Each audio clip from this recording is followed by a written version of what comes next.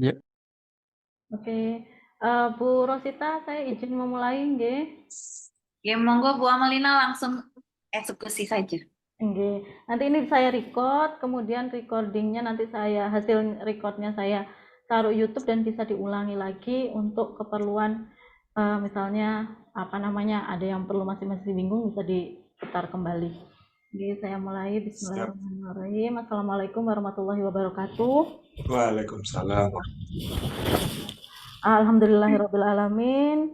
Eh, yang terhormat, terima kasih yang terhormat kepada eh, Ketua Program Studi Teknik Informatika Ibu Rosita, Ketua Program Studi Sistem Informasi Pak Agung, dan teman-teman dosen yang menyempatkan waktunya untuk menghadiri kegiatan kita siang ini. Adapun kegiatan kita yaitu sebenarnya ini dua orang dari LP3 yaitu saya dan Bu Ilanka, tapi Bu Ilanka sedang menyusul, jadi nanti menyusul mengikuti kegiatan kita. Untuk yang monef pembelajaran nanti dipandu oleh Bu Ilanka, sedangkan saya lebih kepada penyusunan RPS yang baru.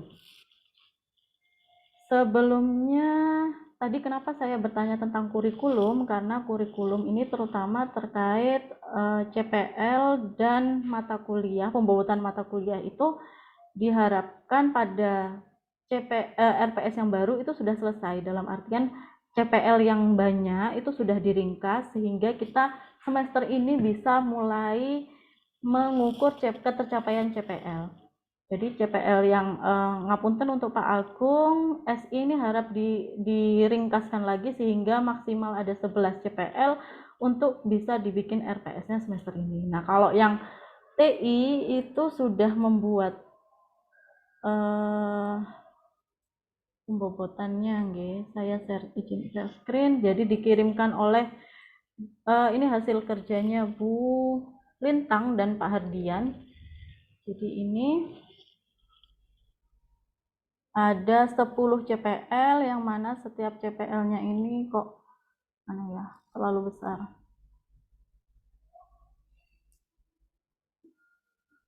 Nah, ini memang permintaan kami dari LP3 untuk semester lalu itu harusnya melakukan reformulasi CPL. Jadi CPL-nya maksimal ada 11. Kalau di sini kan kita ada 10. TI bisa merumuskan ada 10 CPL. CPL-nya ini kalau kita lihat dibagi menjadi S, sikapnya ada 2, pengetahuannya ada 3, keterampilan umum dan keterampilan khusus. Untuk selanjutnya nanti akan di CPL nomor 1 ini akan menjadi namanya CPL 1 untuk mempermudah penyebutan karena di penyeragaman. Jadi biar sama, nanti monggo diperbaiki. Ini Mbak Lintang dan Pak Hadian hadir nggih? Nah, ini. Nah, kemudian selanjutnya setelah CPL ini ada 10, kemudian ditentukan namanya bobot. Nah, ini bobot untuk semester ini karena kita semester genap, berarti kita fokusnya di semester genap. Nah, nanti ini yang akan kita ukur. Sekedar informasi, ini misalnya mata kuliah semester genap. Analisa, Bapak Ibu pengampu mata kuliah analisa algoritma dan struktur data itu dibebani oleh CPL nomor 3, CPL 3, CPL 5, dan CPL 9. Nanti saya akan meminta hasil revisiannya ini diminta untuk di-share di grup TIMI untuk mempermudah penyusunan RPS. Jadi nanti di RPS-nya analisa dan algoritma itu akan ada ceritanya bahwa dia dibebani CPL 3, CPL 5, dan CPL 9. Jadi nanti ke sampingnya ada 15, 25, dan 60 ke sampingnya ini. Nah, ini dimasukkan di dalam RPS itu di mana? Sebentar ya, saya bukakan dulu RPS-nya.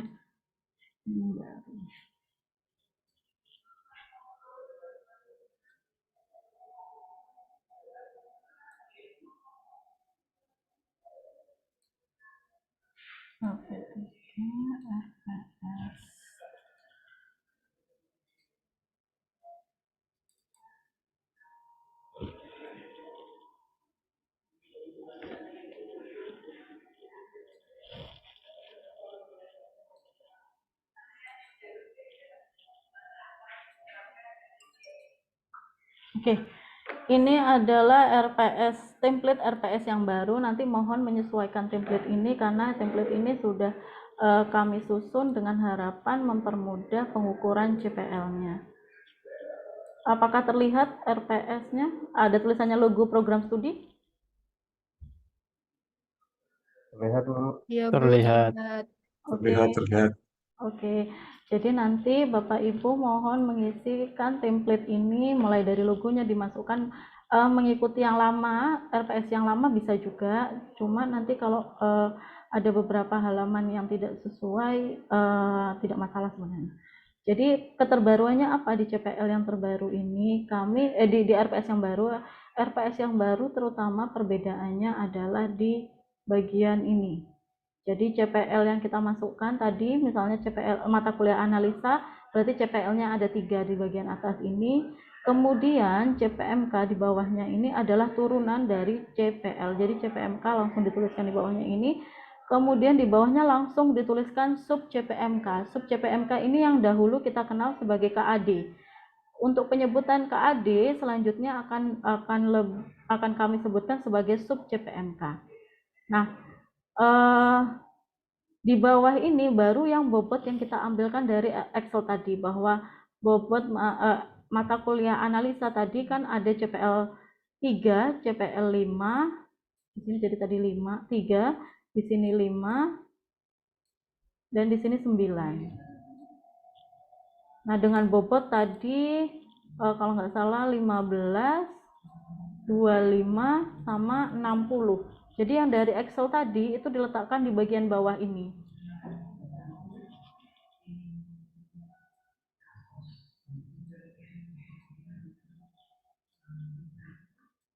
Oke. Kemudian di bagian atasnya itu bagaimana, Bu? Di bagian atasnya ini kalau yang sebelumnya adalah centang-centang. Jadi jenengan bikin sub CPMK, penjelasannya sudah di atas, berarti di bagian bawah ini hanya menyebutkan namanya saja sub CPMK 1, sub CPMK 2. Nah, selanjutnya kita menggunakan namanya sub CPMK. Nah, semakin banyak sub CPMK yang kita tuliskan di sini, berarti kita akan melakukan penilaian sebegitu banyaknya gitu ya. Misalnya selama ini kita membuat KAD atau sub CPMK itu sebanyak 14 kali 14. Berarti dengan asumsi demikian 14 itu kan sebenarnya kita mengikuti bahan materinya, materi perkuliahan. Tapi untuk evaluasi itu kan sebenarnya tidak sebanyak 16 gitu. Jadi kalau di sini mata kuliah, misalnya mata kuliah kayak saya mengampu mata kuliah proposal TA. Proposal TA sebagaimana kita ketahui, proposal TA itu ada 3 bab. Bab 1, 2, 3. Nah, 1, 2, 3 kalau dibikin sub CPMK, jadi mahasiswa mampu menyusun bab 1 gitu, itu menjadi sub CPMK 1. Mahasiswa mampu menyusun sub bab 2, bab 3 gitu. Berarti di sini akan ada 3 sub CPMK. Kemudian saya tambahkan menjadi satu lagi, di situ menjadi satunya lagi mahasiswa mampu mempresentasikan. Berarti ada 4 sub CPMK. Nah, gini. Nah, kalau ada 4 sub CPMK, walaupun perkuliahannya kita dilakukan 16, bisa diatur sedemikian rupa sehingga misalnya 16 kali pertemuan itu masuk ke dalam 4 sub CPMK ini. Jadi misalnya diatur sub CPMK 1 itu 4 pertemuan, ini 4 pertemuan, 4 pertemuan. Jadinya sudah pas 16 kali pertemuan. Nah, di dalam sini itu berarti kalau ada 4, totalnya di sini kan ada 400 berarti. Ini 100, di sini 100, nah di sini 100. Berarti kalau 100-nya ada 4, berarti ini adalah 50, total ini adalah 50% dari 400, ini adalah 25% dari 400, dan ini 60% dari 400. Isinya ya bisa diatur sedemikian rupa sehingga totalnya itu adalah 15% dari 400. Kemudian bobot di sini ini adalah bobot penilaian. Misalnya saya sub CPMK 1 itu hanya misalnya mengatur, ini kan hanya dosen pengampu mata kuliahnya yang paham ya, bahwa sub CPMK 1 ini hanya 20%. lebih penting itu adalah metodologinya gitu. Misalnya metodologi bab 3, berarti di sini saya bikin dia mau 50%. Presentasi itu berarti 10% sisanya. Nah, ini itu letaknya di sebelah sini. Jadi ngapunten, nggak usah ditulis persen. Nah, ini adalah bobot untuk penilaian akhirnya. Sampai sini ada yang ingin ditanyakan untuk terkait bobot ini? Monggo.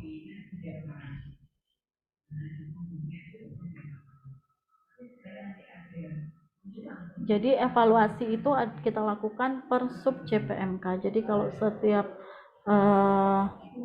kita menuliskan ada 4 sub JPMK, berarti saya akan melakukan evaluasi ada 4 kali. Gitu. Kalau contoh yang lain, misalnya saya bukakan contoh yang lain itu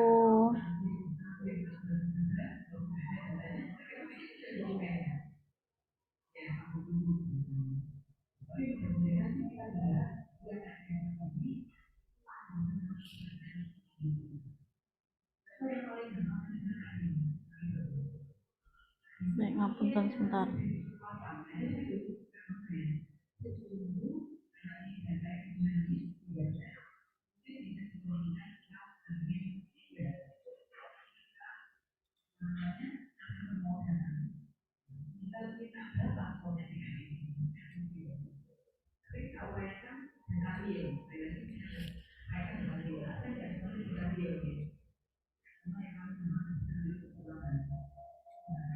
Oke, saya lanjutkan.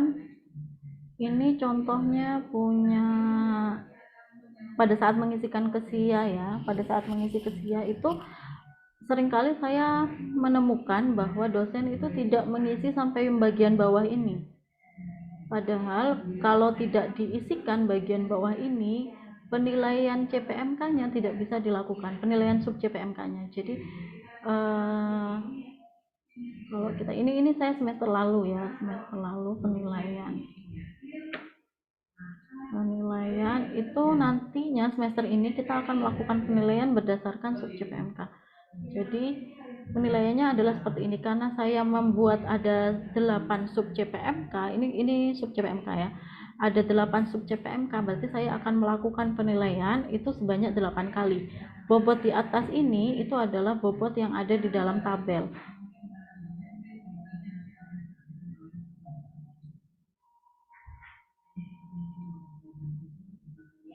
Nah ini 7%, 7%, 10, 20. Ini masih UTS masih saya bobotkan ya. UTS itu bukan salah satu dari sub CPMK, sehingga UTS itu tetap bisa kita tuliskan di pertemuan ke-8 tapi tanpa bobot di sininya. Kemudian ya ini jadi ada 8 sub CPMK dengan kemampuan akhir atau sub CPMK-nya itu kita tuliskan di sini, tapi kita bisa bedakan di sini bahan kajiannya. Jadi misalnya kita pertemuan 1 dan pertemuan 2, pertemuan 1 itu pengantar, pertemuan 1 pendahuluan ya, kontrak kuliah, pertemuan keduanya pengantar bisnis, itu sebenarnya bisa kita hitung. Berarti saya akan melakukan pengukuran itu di pertemuan kedua misalnya kayak gitu, evaluasinya dilakukan di pertemuan kedua. Demikian juga untuk pertemuan ketiga dan 4 saya jadikan 1, tapi bobot penilaiannya di sini hanya 7%. Kayak saya merasa bahwa model bisnis ini ya, pertemuan yang ke-5 sampai 7 model bisnis itu lebih penting gitu, lebih tinggi bobotnya dibandingkan KAD sebelumnya. Nah, ini kemudian kita lakukan penelitian. Kalau kita mengisi di bagian bawah sampai bawah ini, maka penilaian di bagian sininya gitu ya, itu akan aktif. Nah, ini itu akan aktif. Kalau kita tidak mengisi sampai ke bagian bawah, ini akan hanya ada satu kolom. Jadi mohon mengisi RPS di SIA, penyusunan RPS di SIA itu sampai ke bagian bawah tadi. Nah, bagian bawah ini harus diisi. Oke, sampai sini kita mungkin selanjutnya diskusi ya Bapak Ibu. Monggo.